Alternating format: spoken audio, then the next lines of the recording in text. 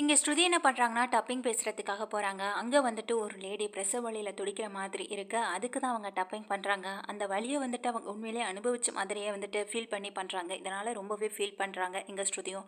உடனே தன்னுடைய அம்மாவுக்கு கால் பண்ணி விஷயத்தையும் கேட்குறாங்க.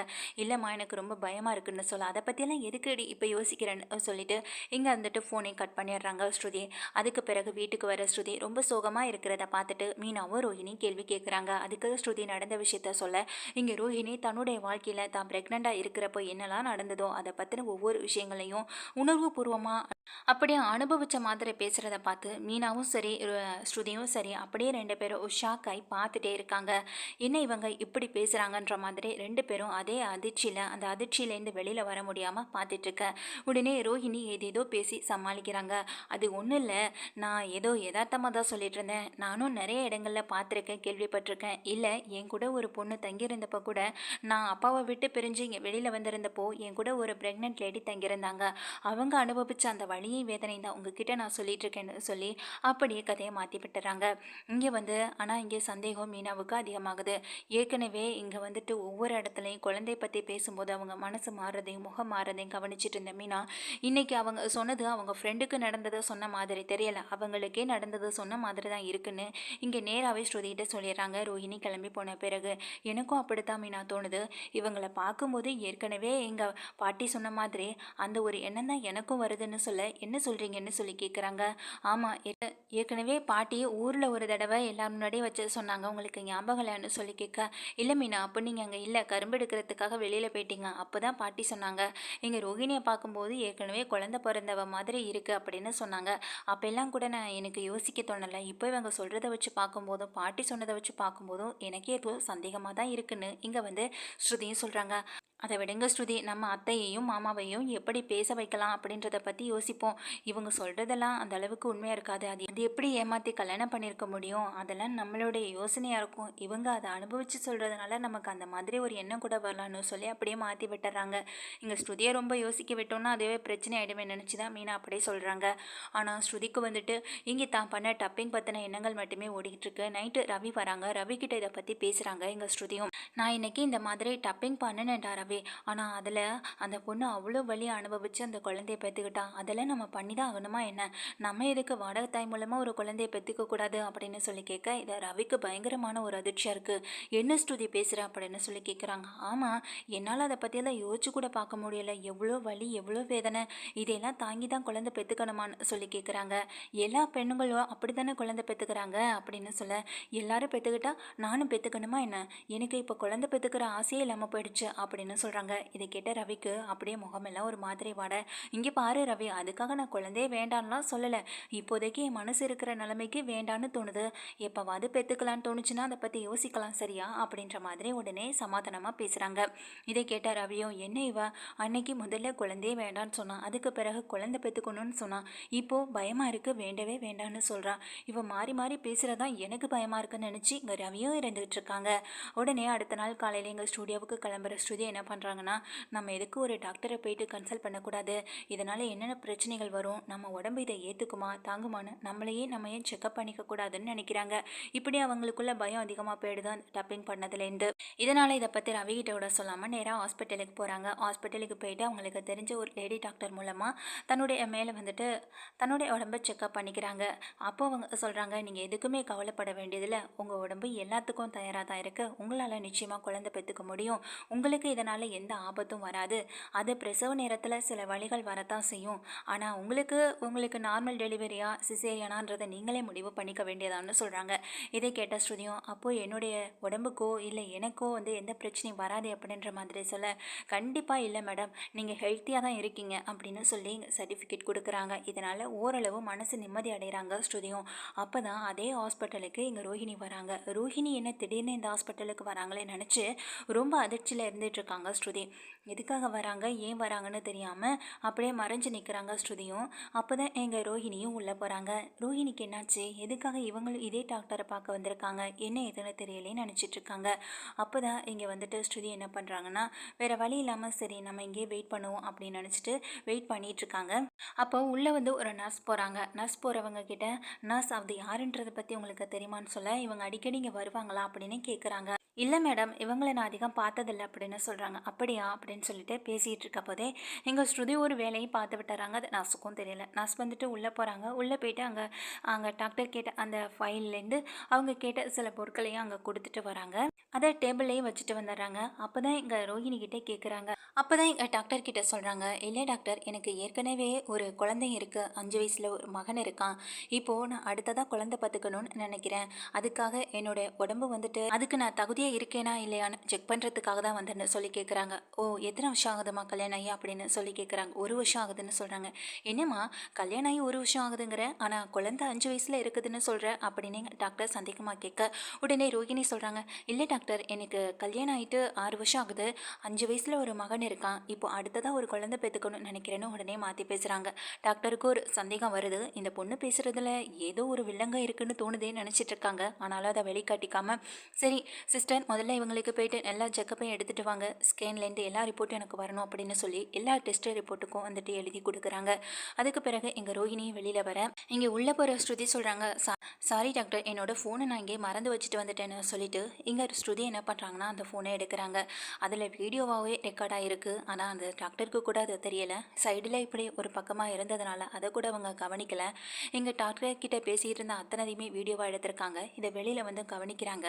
இதை வந்து போட்டு கேட்குறாங்க. பார்க்குற எங்கள் ஸ்ருதிக்கு பயங்கர அதிர்ச்சியாக இருக்குது.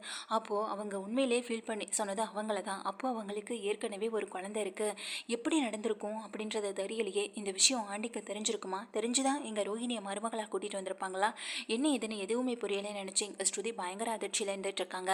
அப்போது இங்கே எல்லா டெஸ்ட்டும் கொடுத்த எங்கள் ரோஹிணி வெளியில் வந்து வெயிட் பண்ணிகிட்டு இருக்காங்க. இன்னும் என்னெல்லாம் நடக்குதுன்றதை பார்க்கலாம்னு நினச்சிட்டு இங்கே வந்துட்டு ஸ்ருதி மறைஞ்சிருக்காங்க. எதுவுமே தெரியாத ரோஹிணி அங்கே உட்காந்துருக்கதை பார்த்துட்டே இருக்காங்க. அதுக்கப்புறமா டெஸ்ட் ரிப்போர்ட்லாம் வருது. உடனே டாக்டர் சொல்கிறாங்க, இன்றைக்கி இது கிடைக்காதம்மா, நாளைக்கு வந்தீங்கன்னா என்ன ஏதுன்னு பார்த்துட்டு சொல்லலாம் அப்படின்னு சொல்லி அனுப்பிவிடுறாங்க. ஏற்கனவே குழந்தையெல்லாம் பிறந்ததுன்னு வேற சொல்லியிருக்கீங்க, தைராய்டு டெஸ்ட்லேருந்து எல்லாமே எடுத்திருக்கோம், அதை நாளைக்கு தான் வரும் அப்படின்னு சொல்கிறாங்க. இதை கேட்டதுமே இங்கே ஸ்ருதிக்குமே சில ரிப்போர்ட்ஸ் எல்லாமே நாளைக்கு தான் வரும்னு சொல்லியிருக்காங்க. அதனால் ஸ்ருதியும் நாளைக்கு வந்ததாகணும். அதே போல் எங்கள் ரோஹிணியும் வந்துட்டு சரிங்க டாக்டர் நாளைக்கு வரேன்னு சொல்லிட்டு கிளம்புறாங்க. அதுக்கு முன்னாடியே எங்கள் ரோஹிணியும் கிளம்பிடுறாங்க. கிளம்பி வீட்டுக்கு போயிட்டு அங்கே வந்துட்டு இந்த வீடியோ வந்துட்டு பார்த்துட்டு அதை எப்படியாவது வீட்டில் போட்டு காட்டணும், இதை வந்துட்டு ஆண்டிக்கிட்ட சொல்லி ஆகணும், இங்கே தான் கூட்டிகிட்டு வந்த மருமக கௌரவமான குடும்பத்துலேருந்து வந்தவன்னு சொல்லி ஒவ்வொரு வார்த்தைக்கும் வார்த்தை அதே சொல்லிட்டு இருப்பாங்கல்ல, இன்றைக்கி அவங்க லட்சணம் என்னென்னு இன்றைக்கி எல்லாம் முன்னாடி போட்டு காட்டணும்னு நினச்சிட்டு ஸ்ருதி ரொம்ப ஆவேசமாக வராங்க. ஆனால் அதுக்கு அப்புறமா எங்கள் வீட்டுக்கு வர முத்துவும் வந்துட்டு பேசிக்கிட்டு இருக்காங்க. அதுக்கேட்டிலே முத்துவும் வந்துட்டு வீட்டுக்கு வர அண்ணாமலை கேட்குறாங்க, என்னடா பாட்டியை பஸ் ஏற்றி விட்டுட்டியான்னு சொல்லி கேட்க, அதெல்லாம் ஏற்றி விட்டாப்பான்னு எங்கே வந்துட்டு சொல்கிறாங்க அண்ணாமலை கிட்ட. சரிப்பா, மீனா எங்கன்னு சொல்ல, மீனா கிச்சனில் இருக்காப்பான்னு சொல்கிறாங்க. எங்கள் வேகமாக இங்கே ரொம்ப ஆவேசத்தோட வராங்க ஸ்ருதியும். வர ஸ்ருதியை பார்த்ததும் அண்ணாமலை கேட்குறாங்க, என்னம்மா இன்னைக்கு இம்புட்டு சீக்கிரமாக வந்துட்ட அப்படின்னு சொல்லி கேட்குறாங்க. அதுக்கு இங்கே ஸ்ருதி சொல்கிறாங்க, முக்கியமான விஷயத்தை பற்றி பேசணும், அதுக்காக தான் வந்தேன்னு சொல்ல, என்ன விஷயம், எதுக்காக இப்படி வந்தேன்னு இங்கே வந்து விஜயா வந்து கொஞ்சம் கொஞ்சம் இது ஆணவத்தோடையே கேட்குறாங்க விஜயாவும். இங்கே உடனே ஸ்ருதி சொல்கிறாங்க, என்ன ஆண்டி, எதுக்காக இப்படி என்கிட்ட பேசுகிறீங்கன்னு சொல்ல, என்னம்மா இப்போ என்ன பேசிட்டாங்க உங்ககிட்ட, எதுக்கு நீ கோவப்படுற அப்படின்னு சொல்லி கேட்குறாங்க.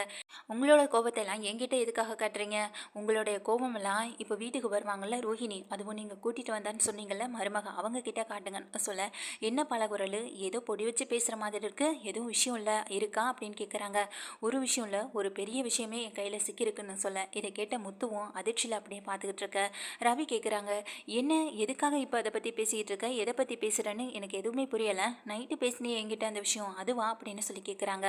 அதுக்கு இங்கே ஸ்ருதி சொல்கிறாங்க, அது நம்மளுடைய தனிப்பட்ட விஷயம், அதை நான் இங்கே எதுக்காக பேச போகிறேன், அதெல்லாம் ஒன்றும் இல்லை ரவி, இது வேறு விஷயம்னு சொல்கிறாங்க.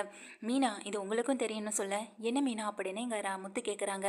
என்னன்னு தெரியலையேங்க, எதை பற்றி பேசுகிறாங்கன்னே எனக்கு புரியலையேன்னு சொல்ல, ஒரு நிமிஷம் இருங்க, நானே இந்த விஷயத்தை போட்டு காட்டுறேன், எங்கள் முத்து பாணியிலே தான் எல்லாமே பண்ண போகிறேன்னு சொல்லிட்டு முத்து மாதிரியே இங்கே தான் கையில் இருக்க வீடியோவை எல்லாரும் முன்னாடியும் டிவியில் போடுறாங்க. அப்போது இங்கே ரோஹிணியும் வாசலில் வந்து நிற்க டிவியில் ஓடுற அத்தனையும் பார்க்குறாங்க ரோஹிணியும் மனோஜும். அப்போ ரோஹிணி சொன்ன விஷயங்கள் எல்லாமே, அதுவும் டாக்டர் கிட்ட பேசின விஷயங்கள் எல்லாமே ரெக்கார்ட் ஆயிருக்கு. இதை பார்த்ததுமே ரோஹிணி அதிர்ந்து போகிறாங்க. இப்போ ஸ்ருதியையும் பார்க்குறாங்க. ஸ்ருதி எல்லாருமே இங்கே ரோஹிணியை பார்க்க, என்னது இங்கே ஏற்கனவே குழந்தை இருக்குன்னு சொல்கிறான், 5 வயசில் ஒரு மகன் இருக்குன்னு, அதுவும் இல்லாமல் இப்போ 2வது குழந்தைக்கு தான் தகுதியாக இருக்கேனா இல்லையான்னு செக் பண்ணி பார்க்க வந்தேன்னு வேற சொல்லிட்டு இருக்கான். என்ன ரோஹிணி அப்படின்ற மாதிரி இங்கே ரோஹிணியை திரும்பி பார்க்குறாங்க. ரோஹிணிக்கு பேச்சு மூச்சு எதுவுமே வரல, அதிர்ச்சியில் அப்படியே நின்றுட்டுருக்கேன்.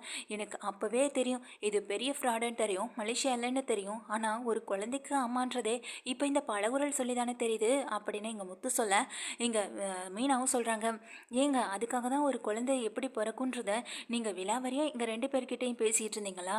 அதை உணர்வுபூர்வமாக அனுபவித்து பேசும்போதே எங்கள் 2 பேருக்கும் ஒரு சந்தேகம் வந்தது. ஆனால் அதுக்கு பின்னாடி இவ்வளோ பெரிய விஷயம் இருக்குன்னு தெரியலையே.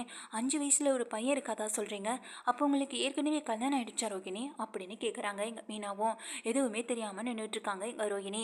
அதுக்கப்புறமா உடனே இங்கே ரவி கேட்குறாங்க, ஆமாம் ஸ்ருதி இந்த விஷயம் உனக்கு எப்படி தெரியும்னு சொல்லி கேட்க, நான் தான் சொன்னல ரவி எனக்கு குழந்தை பெற்றுக்கிறதுக்கு பயமாக இருக்குன்னு, அதை பற்றி டாக்டர் கிட்ட ஒரு கன்சல்ட் பண்ணலான்னு தான் நான் அங்கே போனேன்.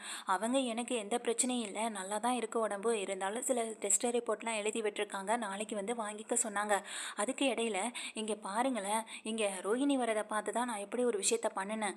வந்து டாக்டர் வேற, எங்களுக்கு ஏற்கனவே தெரிஞ்ச டாக்டர் வேற, அதுக்கு இடையில நான் எப்படி ஒரு விஷயம் பண்ணது அவங்களுக்கும் தெரியாது, இங்கே ரோஹிணிக்கும் தெரியாது. நான் வீடியோவே எடுத்துட்டேன், யாரும் வாயால் சொன்னால் நம்ப மாட்டீங்க, முக்கியமாக ஆண்டி நம்பவே மாட்டாங்க. நான் கூட்டிகிட்டு வந்த மருமகன்னு சொல்லி தலையில் தூக்கி வச்சு கொண்டாடுவாங்க. என்றைக்குமே மீனாவையும் மீனாவோட குடும்பத்தையும் தானே இழிவாக பேசிகிட்டு இருப்பாங்க. இன்றைக்கி தெரியுதுல்ல யார் கூட்டிகிட்டு வந்த மருமக எப்படிப்பட்டவங்கன்னு எல்லாம் முன்னாடியே தெரிஞ்சிருச்சு இல்லைன்னு இங்கே ரோஹிணி ரொம்ப கேவலப்படுத்துகிறாங்க. விஜயாவையும் மனோஜ் ரோஹிணி எல்லாரையுமே. மனோஜுக்கு ஒன்றுமே புரியலை, தலையெல்லாம் சுற்றுது, தலையில் கை வச்சபடி அப்படி நின்றுட்டுருக்கு. மனோஜ் நான் சொல்கிறத ஒரு நிமிஷம் கேளுன்னு சொல்ல, இங்கே மனோஜ் வேகமாக உள்ளே போய் இறுக்கமாக கதவை சாத்திட்டு அங்கே ரொம்ப அழுகவும் ஆரம்பிக்கிறாங்க. அதே நேரம் தலையில் கை வச்சபடி அவங்களுக்கு தலையெல்லாம் சுத்தவும் ஆரம்பிக்குது. இங்கே விஜயா போய் வேகமாக கதவு தட்டையும் போகிறாங்க. ஆனால் அங்கே மனோஜ் கதவை திறக்கவே இல்லை. என்ன ரோஹிணி எதுக்காக இப்படி பண்ணுன்ற மாதிரி ரொம்பவே திட்டவும் ஆரம்பிக்கிறாங்க. திட்டுறது மட்டும் இல்லாமல் எங்கள் ரோஹிணிக்கு பலார்னு நாலு அறையும் விடுறாங்க. எதுக்காக போய் சொன்னேன், உனக்கு ஏற்கனவே கல்யாணம் ஆகிடுச்சு, ஐயோ எனக்கு தலையே சுற்றுற மாதிரி இருக்கேன்னு சொல்லி எங்கள் விஜயா பயங்கரமாக சத்தம் போட, எங்கள் உடனே ஸ்ருதி சொல்கிறாங்க, ஆண்டி இப்போ தெரியுதா உங்களுக்கு யார் எப்படிப்பட்டவங்கன்னு, இப்போனாலும் புரிஞ்சுக்கோங்க. உங்கள் பின்னாடி உங்களுக்கு சப்போர்ட்டாக நீங்கள் பண்ணுற தவறுகளுக்கெல்லாம் இங்கே பக்கபலமாக நிற்கிறவங்க உங்களை விட கண்டிப்பாக ஏதாவது ஒரு பெரிய தப்பை பண்ணியிருப்பாங்க. இதனால தான் இங்கே நீங்கள் பண்ணுற தப்புக்கெல்லாம் உடந்தையாகவே இருந்துகிட்ருக்காங்க ரோஹிணியும். இப்போனாலும் புரிஞ்சுக்கோங்க யார் நல்லவங்க யார் கெட்டவங்கன்னு. இவ்வளோ பெரிய விஷயத்த மறைச்சி எதுக்காக மனோஜை கல்யாணம் பண்ணணும்? உண்மையை சொல்லுங்க ரோஹிணி, உங்கள் முதல் ஹஸ்பண்ட் எங்கே, அவர் என்ன பண்ணுறாருன்ற மாதிரி துருவி கேள்விகளை கேட்க ஆரம்பிக்கிறாங்க. இங்கே முத்துவும் பயங்கரமாக பார்த்து மறைக்க, பரவாயில்லப்பா ஃப்ராடுக்கு ஃப்ராடு மேட்ச் ஆனதுனால தான் இந்த குடும்பத்தில் இவ்வளோ நாள் தாக்கு பிடிச்சி இருந்திருக்காங்கன்ற மாதிரி சொல்ல, எங்கள் அண்ணாமலைக்கா ஒன்றுமே புரியலை. அவருக்கும் அதுக்கு மேலே பயங்கர அதிர்ச்சியாக இருக்குது. அப்பா நீ ஒரு நிமிஷம் வந்து உட்காருப்பா, இதெல்லாம் நினச்சி வருத்தப்படாத, என்ன நடந்ததுன்றதை நம்ம பொறுமையாக கேட்டுப்போம், கொஞ்சம் அமைதியாக இருப்பான்னு சொல்கிறாங்க. இங்கே அண்ணாமலைக்கு எதுவுமே புரியலை. ஏற்கனவே இங்கே நகை பிரச்சனை, இதில் இப்போ இன்னொரு பிரச்சனை வேற வந்துடுச்சுன்னு நினச்சி பதட்டத்திலே நின்றுட்டு இருக்காங்க. இங்கே விஜயா சொல்லவே வேணாம், பயங்கரமாக சத்தம் போடுறாங்க. அங்கே அடி வாங்கின ரோஹிணி அப்படியே அழுதுகிட்டே நின்றுட்டு இருக்க. இங்கே விஜயா கேள்விக்கு மேலே கேள்வியை கேட்டு டார்ச்சர் பண்ணிட்டு இருக்காங்க ரோஹிணியை.